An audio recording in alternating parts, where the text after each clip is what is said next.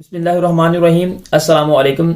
आज एक नई वीडियो के साथ आपकी खिदमत में हाजिर हूँ। आज की वीडियो का जो हमारा टॉपिक है जिसको हम कवर करने वाले हैं कि आपका एग जो है वो बन तो रहा है लेकिन आप फिर भी कंसीव क्यों नहीं कर रहे। इस वीडियो में मैं आपको 2 टेस्ट बताऊंगा, कुछ आपको सप्लीमेंट्स बताऊंगा जिसको इस्तेमाल करने के बाद आप इसको बूस्ट करेंगी।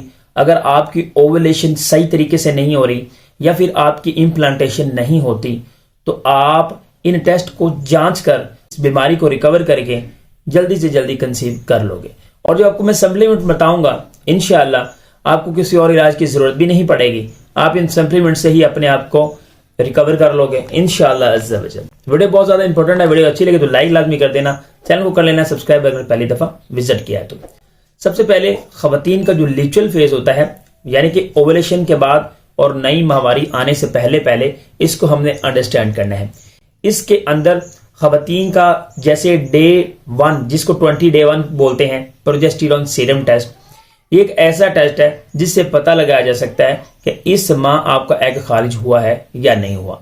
फॉर एग्जाम्पल आपका एग बन तो रहा है लेकिन वो प्रॉपर तरीके से रप्चर नहीं हुआ, खारिज नहीं हुआ, आपकी ओवुलेशन कंप्लीट नहीं हुई, तो इससे हम पता लगा सकते हैं। प्रोजेस्टेरोन की जो नॉर्मल रेंज होती है जिससे हम ये पता लगा सकते हैं कि एग खारिज हुआ है वो है 10 नैनोग्राम मिलीमीटर, यानी कि 10 जो नैनोग्राम मिलीमीटर है वो अगर इतना हो तो आपका एग खारिज हुआ है, लेकिन अगर इससे कम हो तो आपका एग खारिज नहीं हुआ।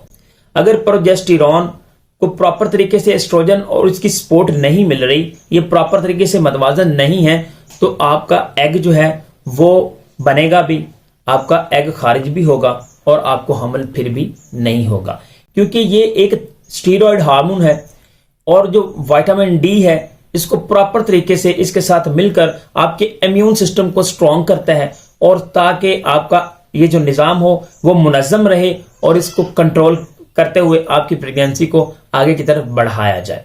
अगर आपका प्रोजेस्टेरोन प्रॉपर तरीके से बढ़ नहीं रहा तो उसके लिए आपको कौन से 2 टेस्ट करवाने की जरूरत है। सबसे पहला जो टेस्ट करवाना होता है वो टेस्ट करवाना होता है TSH, इसको बोलते हैं थायराइड स्टिमुलेटिंग हार्मोन। ये तो बेसिकली तौर पर आपके थायराइड को कंट्रोल में रखता है और ये खून से किए जाने वाला एक टेस्ट है। अगर इसकी सतह कम या इसकी सतह ज्यादा हो जाती है तो साफ जाहिर बात है आपके अंदर थायराइड की अलामत आ सकती है। अगर आपके अंदर थायराइड का मसला है तो साफ जाहिर बात है आपका प्रोजेस्टेरोन प्रॉपर तरीके से वर्क नहीं करेगा। अगर वो नहीं वर्क करेगा तो आपका हमल नहीं होगा। तो पहले हम ये समझ लेते हैं कि इसका नॉर्मल रेंज क्या है। नॉर्मल रेंज है 0.4 से लेकर 4। अगर इसकी ये रेंज है या 2.20 इसकी रेंज है तो ये नॉर्मल रेंज है, इसके अंदर आपको मसला नहीं है, आपको थायराइड की अलामत नहीं है। अगर ये मुतहर्रक रहता है तो आपको कोई मसला नहीं है, इंशाल्लाह आपका प्रोजेस्टेरोन भी बढ़ेगा और उसके बाद आपका हमल भी होगा। तो असल में ये थायराइड क्या चीज है?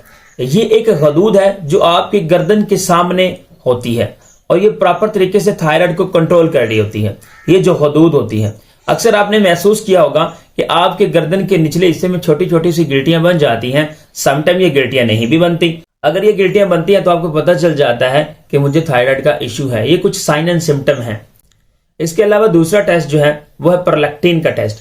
प्रोलैक्टिन एक ऐसा टेस्ट है जिसमें हम पता लगा सकते हैं कि खवातीन की जो प्रेगनेंसी है वो हुई है या नहीं हुई है। नॉर्मल तरीके से जो प्रोलैक्टिन होता है नॉन प्रेग्नेंट वुमन के अंदर वो होता है, नॉर्मल रेंज जो इसकी होती है वो 20 पॉइंट होती है।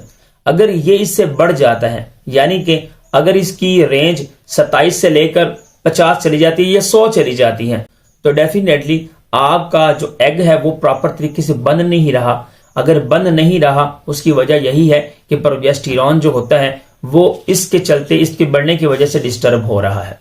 वैसे जब खवातीन कंसीव कर लेती हैं तो इसकी जो रेंज होती है वो बढ़ जाती है, यानी कि 80 से लेकर 400 तक चली जाती है, क्योंकि इसका बेसिक काम यह है कि खवातीन के अंदर दूध को कंट्रोल करना, दूध की अफजाइश को कंट्रोल करना। ये अगर आपके दोनों टेस्ट ठीक नहीं आते तो साफ जाहिर बात है आपको कंसीविंग में मसला आ सकता है। जब ये 2 हार्मोन्स जो हैं वो प्रॉपर तरीके से अपने मुतहरक एक रूटीन के अंदर नहीं होंगे तो साफ जाहिर बात है आपका एग भी सही तरीके से बनेगा नहीं, रप्चर नहीं होगा। अगर वो नहीं रप्चर होगा तो आपका हमल भी नहीं होगा। अब हम ये बात कर लेते हैं कि इसको ठीक कैसे किया जाए। इसको ठीक किया जाता है आपका विटामिन डी से। आपको विटामिन डी सप्लीमेंट लेना चाहिए। वो क्यों जरूरी है? क्योंकि जो प्रोजेस्टेरॉन हार्मोन है ये स्टीरॉयड हार्मोन है और जो विटामिन है वो भी स्टीरॉयड है।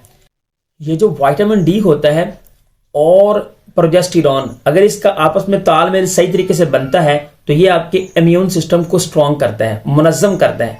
जब विटामिन डी से आपका इम्यून सिस्टम स्ट्रांग होगा तो प्रोजेस्टेरॉन की जो सतह होगी, इसकी मात्रा होगी, वो भी बढ़ेगी। तो साफ जाहिर बात है आपको विटामिन डी की जरूरत होगी आपके प्रोजेस्टेरॉन को कंट्रोल करने के लिए, इसको बढ़ाने के लिए, इसको प्रॉपर एक रेंज के अंदर लाने के लिए। तो आपको करना क्या चाहिए? विटामिन डी इस्तेमाल करना चाहिए। वो आपको कहां से मिलता है? विटामिन डी आप फिश का इस्तेमाल कर सकते हो। अगर आप फिश का इस्तेमाल करते हो तो वहां से आपको विटामिन डी प्रोवाइड होता है और विटामिन डी का जब आप इस्तेमाल करते हो तो आपका ये जो लेवल होता है ये बेहतर होता है।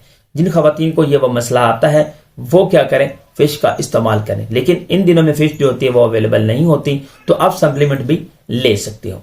इसके अलावा आपको किस चीज का इस्तेमाल करना चाहिए? आपको इस्तेमाल करना चाहिए वॉलनट का, अखरोट का। इसके अंदर होता है एंटीऑक्सीडेंट जो आपके एग की क्वालिटी को बूस्ट करता है, आपके अंदर इसको बढ़ाता है ताकि आपका एग प्रॉपर तरीके से रप्चर हो और आप प्रेगनेंसी की तरफ जा सके। तो ये मैंने सोचा कि जरूरी था कि आपके साथ शेयर कर दूं कि आपको कौन से 2 टेस्ट करवाने चाहिए और आपको प्रेगनेंसी कंसीव करने के लिए जिन मसाइल का सामना हो रहा है इसको कैसे ठीक किया जाए। तो उम्मीद यही करता हूं कि आप सब खैरियत से होंगे। Thanks for watching Ahmad Ali tips for sir.